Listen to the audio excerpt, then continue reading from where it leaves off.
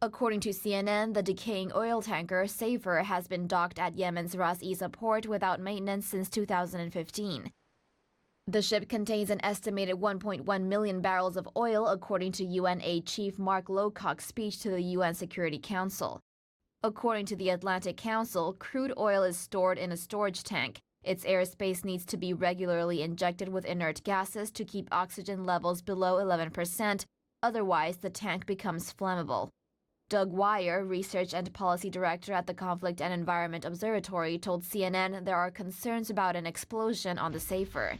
He explained that since the tanker's engines haven't been running, no inert gases are being pumped to stop the buildup of explosive gases.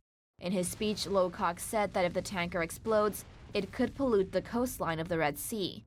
The oil spill could reach from Bab el-Mandeb to the Suez Canal and as far as the Strait of Hormuz, depending on the water currents and time of the year.